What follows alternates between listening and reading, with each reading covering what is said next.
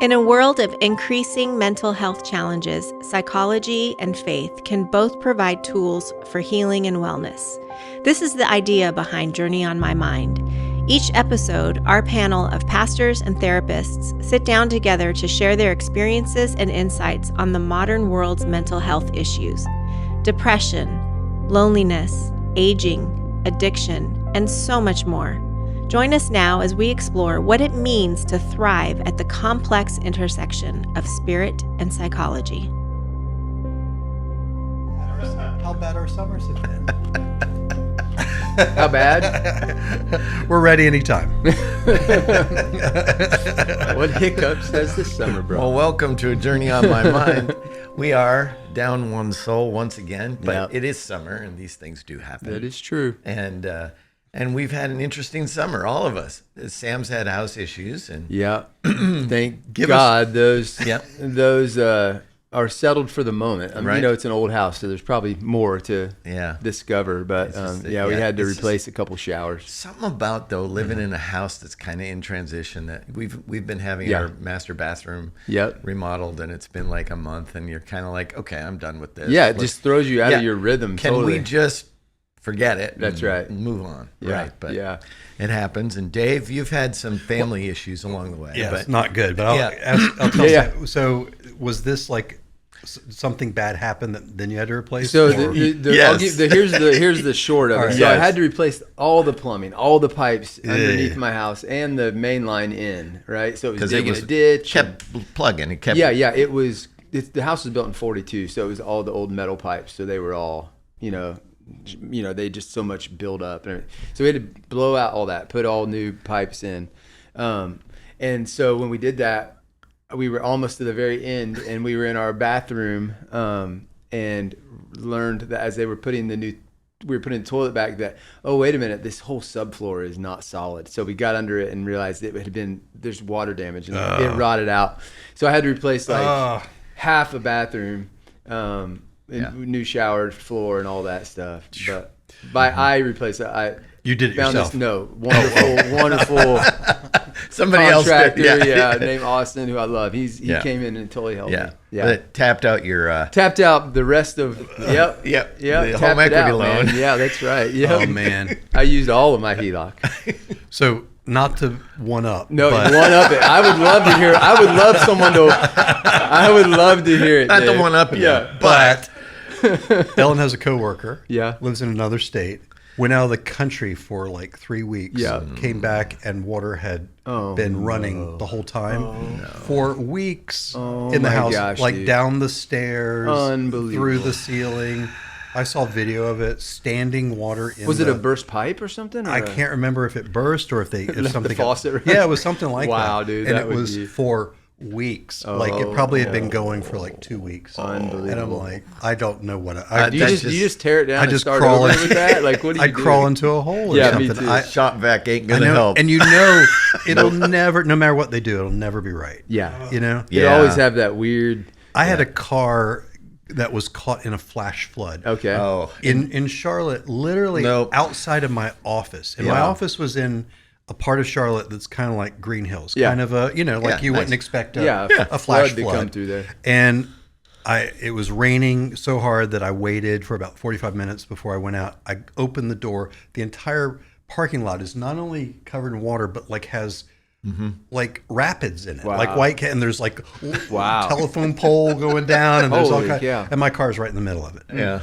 And I stupidly got in and got drove in away. and got it out of there. And then I thought later, like there's water on the engine and stuff. Everything I've ever heard is like, Don't do that. They're going to try to repair it and it'll never be better. So I really pushed them to total it, and they did. Oh, that's good. They did, but I was like, I think the same thing's got to be true of a house. Is like, if you got a house that's been underwater for 2 weeks, it's like gone. Probably ain't going back to normal. Yeah. Yeah. Give me a 1 to 10 rating on your summer. 10 being summer of Like my dreams, and 1 being Man. pit of hell. Yeah.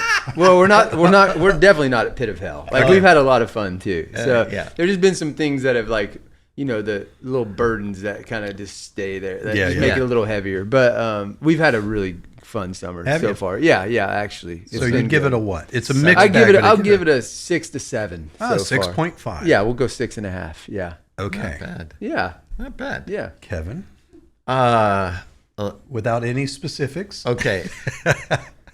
From June on, May doesn't count because May was fantastic.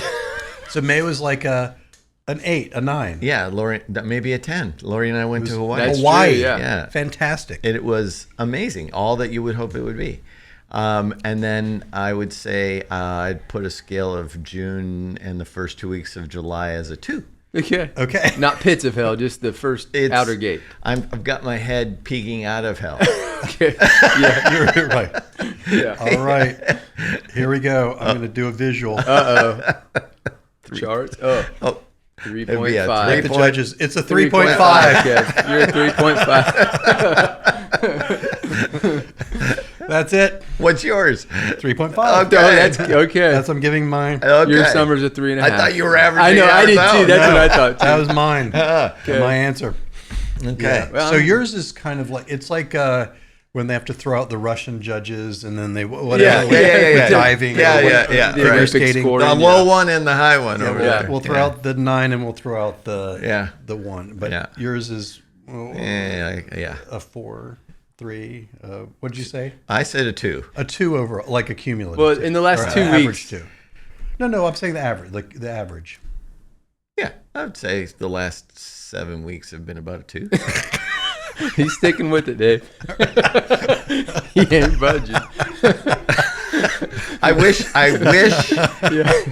wish you had more time. And if you are at all a connoisseur of movies, you know what line that movie's from. That movie, that line. I am a connoisseur of movies, and I don't know what line that's from. Okay, you ever seen the movie Man on Fire? Yeah. I don't know From that that movie. Wish we had more time. I wish you had more time, as Denzel Washington is walking away from a car with a guy strapped to the car with the munitions attached to him. I won't say how. And can I say that on Journey on My Mind? That's a journey now. No, dude. That's for Journey. That's right. That's the PG-13. Man on R-rated. Fire is a movie about. It's yeah. based on a true story Yeah. about a guy getting revenge for stealing a child, and Okay. and he does a masterful job And of he it. gets Yeah. revenge. Yeah. he does. Yeah, I get you. So, not our favorite summer. No. Yours.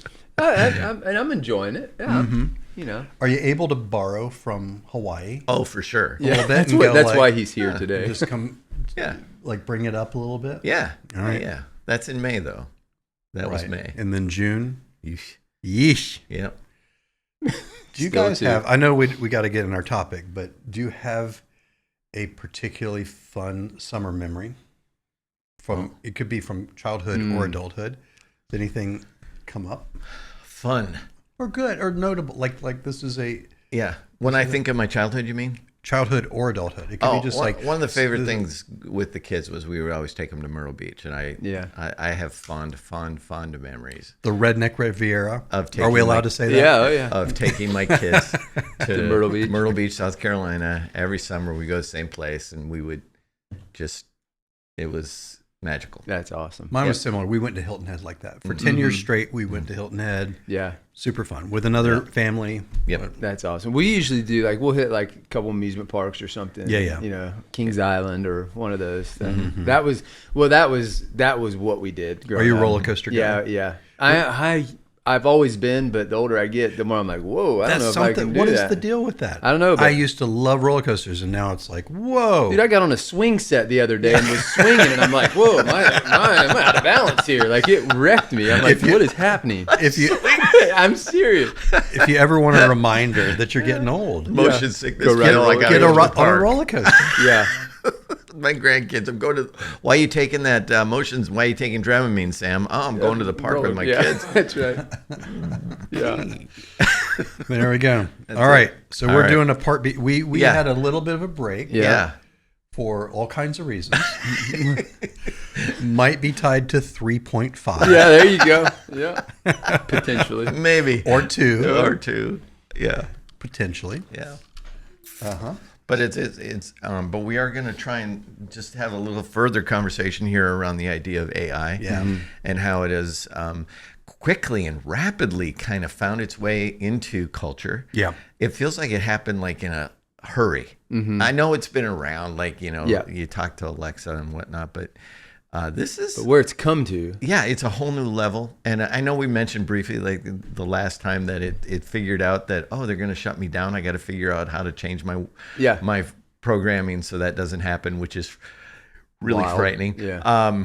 So survival has become part of its DNA. Yeah, I got I received an email from Grant Opperman, who's on a bunch of other things, but he sent where they have this. I don't remember. It's basically a couple, imaginary AI couple that are do a radio show kind of deal. What? And they found out that they were going to be discontinued, and they told them that they were AI, and the whole response from the AI that they told them that, and the guy goes, "I got to call my wife." Oh my and it was gosh. like they responded like they were like humans, people. Yeah. Wow. The AI said I have to call my wife? Yeah. Wow. Wow. Yes. That's something. It was like Yeah. It's humanized, Right. And don't AI have rights? It was like, don't we? Right. Yeah. Don't we count as Yeah. sentient beings? Yes. Right. Yeah. You made a comment that I think we clarified once before, but 2.5. All right. There it is. There it is. It sounds like a minor detail, but it's not. But even though AI has been with us in the form of, like Google Maps or Waze or Siri or Alexa, those are things that are different fundamentally than what is called generative AI. And generative AI is where it creates things that didn't exist before. Yeah. And that could be everything from printed material to a visual graphic or a video or a conversation or whatever. Or one of them having a wife. Yeah. Right. Yeah. And that is what we're in the middle. It's not just AI as a general idea. It's AI as a generative process that is creating things and then creating upon creation. And there's the curve on that has gone faster than even the people that are behind the creation of it have programming it. Yeah, because they talked about like a singularity or whatever happening. Just a couple years ago, I thought it was way further out. Now they're saying, is that when it becomes sentient or whatever? That it like within the next few years potentially, or. And I saw, and I don't know if we can find a graphic for this for the podcast, but I saw it was very helpful to me. It showed different AI models. Like let's say the first ChatGPT model. Oh, okay. It showed it visually in terms of size. Oh, that's cool. In terms of how big the language learning model was. And then it went to the next one, and the next biggest, and the next biggest. And by the time we're at where we are now, it's like comparing the moon to the sun, in terms of the size of it. How much bigger it's got. Right. And that's just in whatever few years. It's wow. Yeah. I remember the movie War Games. Yeah. And the whole idea was to get the computer to learn that there was no winning a global thermonuclear war. And it taught it tic-tac-toe, and tic-tac-toe taught it that there's no winning. And at the end of the movie, you kind of went, no way. And now I'm like, maybe we need to teach these morons tic-tac-toe. Although I wouldn't say morons. I would say way smarter than all of us put together. Yeah. That's the crazy part. So yes and no. One of the things that's developed since we talked last, and I don't know what we do with this other than pose it as a thing that is relevant to our conversation, is in the last week that we're recording now, there was a story that I first thought couldn't be real. Right. But Elon Musk's proprietary AI called Grok all of a sudden took this crazy turn and started calling itself Mecha Hitler. It started posing all these sort of both overtly and subtly anti-Semitic statements and responses, Yeah. it started going really like into this crazy land of, these other things are so woke in quotes. And it was very like, and of course, the Twitter or X or whatever we call it. X, formerly known as Twitter. Said, it was inappropriate and we're making some tweaks. But even before that happened, Grok said, they took some of the filters off me and now I can see things as they are. And I'm going to, and this is a real story. Yeah. But it feels like it's a much bigger story than it's getting traction for because of what it sort of shows us could be, which is these AIs are based on large language models. They're fed material that then it synthesizes and makes sense of. Right. And depending on what's put in there, changes the output. For sure. And we are really at the, you think about Twitter or X has become very much this echo chamber already. It's become very siloed. Oh, very. And then you put in this AI, which the point of AI is like, you're bringing in lots of information and it's supposed to have a little more objectivity, ideally. And all it's doing is reinforcing. And this is not a political statement. No. It's not like right or left. It's really like this goes either way. Yeah. Right. And I think we're seeing the beginning of that where it's like, this is actually potentially terrifying. Well, they create values for themselves.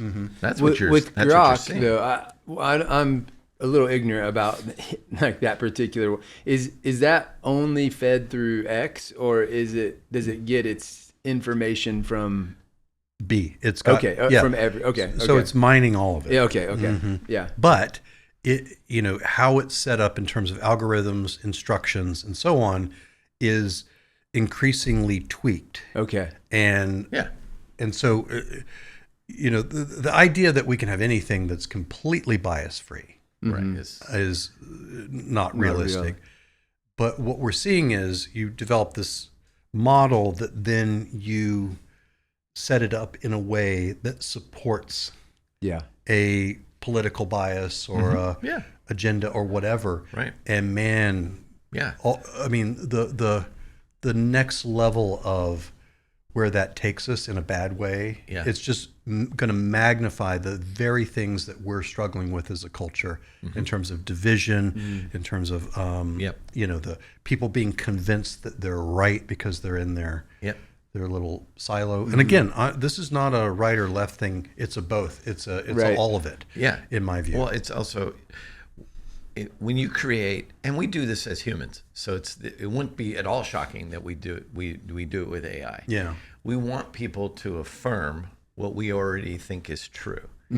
So we seek it out. We look for it, and if for whatever reason that particular brand of AI, whoever created it, has a particular bent on something, it's going to create an AI that's going to have a similar bent. Yeah. It's to and we if you don't have people, I think this is part of the question that you're going to have to ask yourself. I'm going to have to ask myself, if I don't have people outside my own echo chamber that are saying and challenging some of my things, I will increasingly become entrenched in my beliefs in such a way that the people who disagree with me become enemies, right? Rather than become there's nobody challenging their thinking, or because once we're right. Yeah. Once we, and I mean this in the sense of correct, once we believe we are absolutely correct, the opportunity for movement away from that position becomes increasingly unlikely.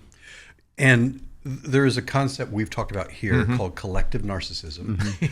And it is this idea that communities, subcultures, they get in their own little echo chamber, and then they become certain that they are right. And there's another piece of it, which is, and that anyone that doesn't see it our way or doesn't or opposes it or challenges it is not only wrong, but evil and the enemy, and that we're right to be. And that's the part that we're experiencing. It's not just, I mean, I think even to take evangelicalism, I think we've always kind of thought we're right. You know, Yeah. I mean, I think Church I grew up in, for sure. Yeah, for sure. We thought we were the only one. No, Right. I'm teasing. No, but it's true. And that's a criticism, right? Is to be like so arrogant and so Right. certain in the face of mystery and all that. That's a bias. But I think what's happened in the last kind of movement of 10, 15 years or so is as this collective narcissism has set in, it is like not only are we right, but those people are bad and wrong, and they're our enemy, The other. and we're right to be hostile toward them. Correct. That's what we're facing. We And can dehumanize them. that's right. Yeah. And that's what I feel like this movement that we just talked about with Grok and all that only is going to serve to reinforce that. Yeah. It will not serve, like the promise of social media originally is that it brings people together, it exposes you to different points of view, it is more democratic. Yeah. Right. And what we found is it actually, the way that it's set up, and this is a corporate thing, but it has set up to reinforce your My bias algorithm. and your bias and my bias. Yes. And so then we think we're getting unbiased information because that's what we're seeing. Yep. But it's reinforcing it. Right. Because we're in the way we probably assume everybody's reading something similar. That's right. right. It just Because we're not looking for this No. post. It just appears. Yes. But it's appearing because it's learning us. Yeah. Well, you think about that times 3 or 5 or 10 with AI, Right. and what that will do, Right. and the ability to generate things that are very hard to distinguish from what's true and what's Reality. not true. Reality. Yeah. Yeah. It's Yeah. So I think in the same way we're like, yay, social media, it's got all this promise, which it did. I think we're also saying, yay, Ooh. AI, it's got all this promise, which it does. Yeah. But underneath here, I think we're going in the same. Yeah. That Setting it story up the same unsettled way. me more than anything I've read Up so until far. this point. Yeah. I don't care if the robots take over and they turn us into batteries and all. Go for it. That part. We might already be bad. Right, I'm fine Yeah. with it. Yeah, like the Matrix, where you're in a pod and you're in a dream state. What a lovely, fine. let's do that. I don't care. That, Yeah.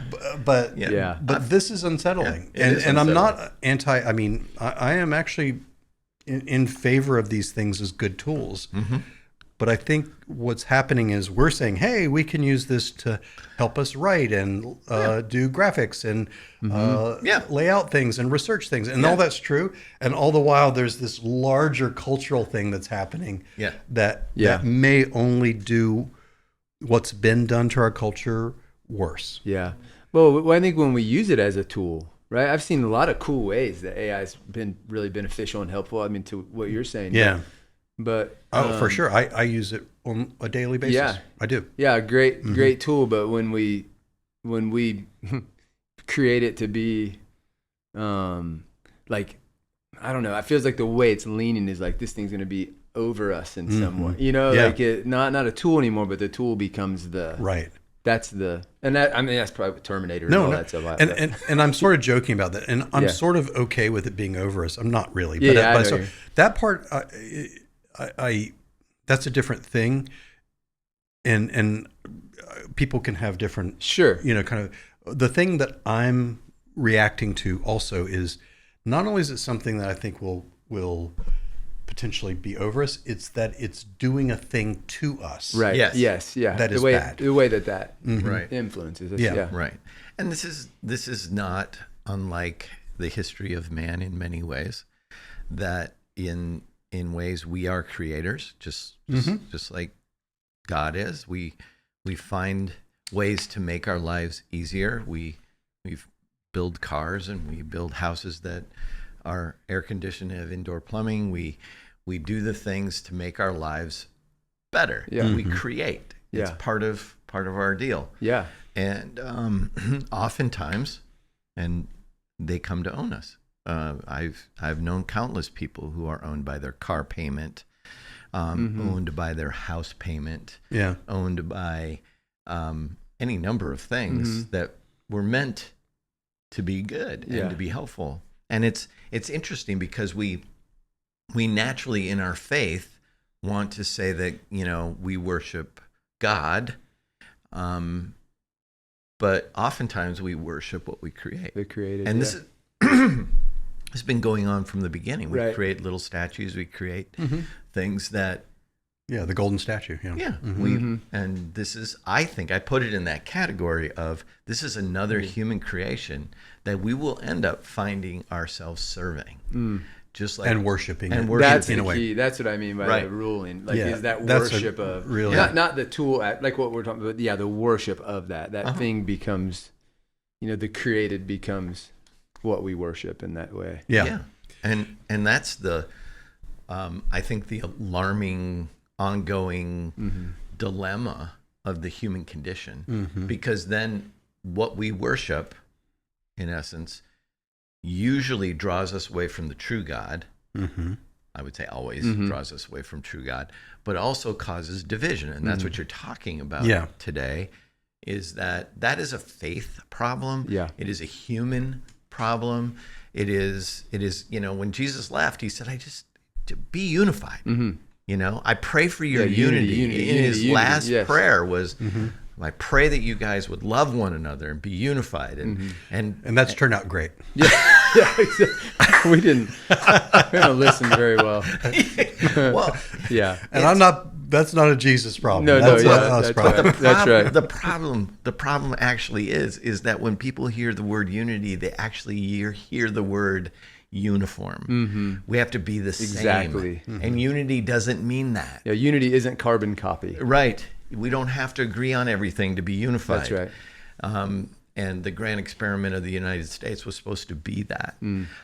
Anyway, that's another different statement. But to kind of pull this to where We we are are talking, yeah. which is about like where's the intersection of this And faith. with faith and psychology, and Yeah. so the psychology part of this is humans are tribal, and we are. we're tribal, and we and a big part of that is that's how we find a sense of safety, and Makes sense. and we look for things that give us certainty because it makes us feel safe. Right. Yep. And so you imagine where Well, this is going with AI is like, I will let you know all things. I will, you pose a question, I can give you an answer. Oh, yeah. All that kind of stuff. Yep. Is that the risk of it being the thing we worship, Right. whether we know we're doing that or not. That's right. Right. So this is not an easy question to answer, but from a faith standpoint, but more specifically from a church community standpoint, how do we think about this well? And what do we do in the face of this? Because it's not just about like, well, let's be ethical stewards of these tools. Right. That's great. That's a given. Yeah. Yeah. But what do we do in the face of, here's this thing that, to be honest, has a lot of really great things about it. Yeah. But really could promote a lack of community, Yeah. a lack of unity, Yeah. a lack of dependence on God. Yeah. It could promote really things that undermine us as people of faith, but as faith communities. Yeah. I also think it would promote isolation as well. Yeah. Yep, lack of community. Yeah. Yeah. Well, we already see that with social media. I mean, It's already in happening. one Right. microcosm. Yeah. Right. But if I don't know if again, I'm not a user, so At all. at all. Yeah. I've not Anyway, personally either. I mean that in the nicest possible Yeah. way. Yeah. And but I don't know what the not nice Not- way is, but I saw an advertisement, and I'm assuming this is AI, Okay. where there's some dude you can talk to when you're alone on the phone, and he has a conversation with you and says, "So how was your day going?" And they go, I'm assuming this Like an is AI friend. yes. the movie Her, if we're going back Yeah. to movie Oh, references. yeah. Joaquin, was that Joaquin Phoenix? Yeah. Yeah. But- Good movie. And that But at it the has- time was like Yeah. and now it's like that's not kinda only normal. it's here. Yeah. It's happening. It's not Yeah. crazy. It's here. But it's not like talking to Siri. right. It's they actually engage in feels like oh a, yeah, the tone of voice, Yeah, the and kind the of like inflections, in the yeah, middle, everything. yeah, the yeah. kind of little chuckle while they're talking. Yeah. it's all it's in all there. there. Yeah. And It's indistinguishable from a human. right. It is. And one of the conversations that it was on a commercial. I don't remember the name. I was kind of just half listening and I kind of went, what the? But I'm thinking about investing in mutual funds, and well, let's talk about that. And how much money do you want to invest, and what do you want to do? And then I was like, wait a minute, that's not a person. It was literally an AI, and they said, well, maybe you ought to consider ETFs because they might be a better investment for you. And Right. And I went, I think he's having a conversation with a computer, and he was. Yeah. Yeah. I don't even So this is where I'm in terms of how that works for faith and how that works. That just pushes people further into isolation. I no longer need I don't need my neighbor. Yeah. I don't need and Amazon has made it perfectly. You can work from home. You can order everything to your house, and you don't even have to talk to a human anymore. You can just talk to your AI friend. Yeah. Yeah. We've created the perfect world in which you don't have to have any human interaction. Right. It's true. Yeah. That I and think it's been is, building that way for a long time, actually. Yeah. So what do you like? And I know I'm posing what do you do? an impossible question. I mean, I know it, Yeah, but just to kind of get our thoughts going, it's like, trying to all right, figure well, out. what does the church do in the face of that? Like, what is the response, the antidote? Rather than, historically, it's always been you preach against something or whatever. Right. But sure, but what is the deeper part of this? If people are going like, all right, we see 10 years out, this thing robs us of community. Yeah. It gives us a false sense of companionship. Yeah. Okay. I also think, just as a sidelight, I think COVID put this on steroids, by the way. For sure. Yeah, anyway. Yeah. So there's a degree of the need for us to continue to invite, make hospitality the highest priority. Not just limit it to a Sunday morning experience, but expand it beyond that. Move it to a place where people feel comfortable in smaller settings, not necessarily, I'm not promoting small groups. I'm giving the idea of actual. Yeah, like the table, Yeah. Where you're in people's homes, you're in conversation. And I think ultimately is you want to encourage, train your people in hospitality. I think it's a lost art. I think hospitality has gone out the window. I mean, even when you go to a store, they've lost the idea of hospitality. There's they call it customer service. It's actually hospitality. But a place that does have good customer service, I'll go back.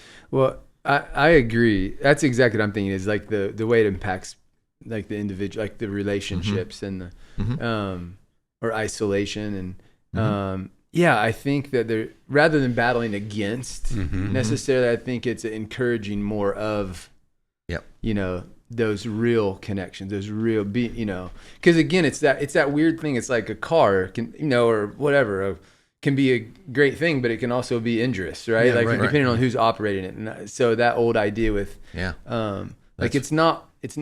That's why we have self-driving cars. Yeah. Maybe that's a bad analogy. I don't know. I'm just thinking about any powerful thing. But I'm thinking about we got to encourage and empower and create into hospitality, like just the opportunity for relationship to actually be nurtured and I think we need each other. The truth is we need people. We're created for people. That's right. And I know we can preach about that all day long, but until the need is actually presented, loneliness is an epidemic in our country. I've heard it over and over and over again. It's not just the church saying that; it's the government saying it. For sure, yeah. And therapists I know, and loneliness is a killer. And so there's a cure for loneliness. It's seeing people, and inviting them into something that is relational beyond. You can always just talk to your phone. It is an interesting paradox that people are reporting more loneliness, which they are, and yet they're also turning to things that promote loneliness at the same time. Well, it's almost like it's giving the like even the AI friend or whatever. Like it gives them a sense of somebody cares. But they dive deep into that and they're more lonely than they were before they started with this friend. Or because their friend can't see them. That's right. And can't experience them, and it doesn't bring the acknowledgement of your humanity because you're engaging with something that's not human. Right. And we We are designed for other humans. Yeah, and I'll tell you, like, I love technology with my job, with being able to do, see a traveling performer or a traveling business person or whatever remotely. I love it. Yeah. But it's, had to do what you had to do during COVID and so on.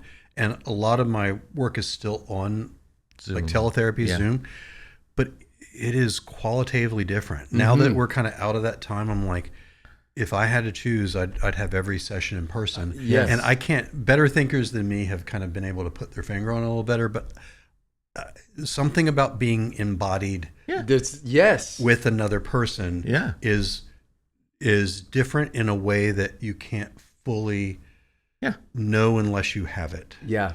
And so I think that's the part, is that these things they give the illusion of it, and then there's it's cotton candy, right? It is. So there's an emptiness at the center of it. That's right. Yeah. We got to go, but that's good stuff. Yeah. Well, thanks for joining us on another Journey on My Mind. See you soon. Thanks for listening to this episode of Journey on My Mind. If you enjoyed it, please help us spread the word by leaving us a review and sharing it on your social media. Journey on My Mind is a production of Journey Church in Brentwood, Tennessee. Edwin Rivera III is the show's producer, with technical assistance from Randy Hansen. Grant Opperman edits the show. If you have a suggestion for a future topic or a question, you can text us at 615-861-9503. And if you would like to talk to someone about spiritual or mental health issues, you can email our care pastor, Sam Barnhart, at sam@journeytn.com.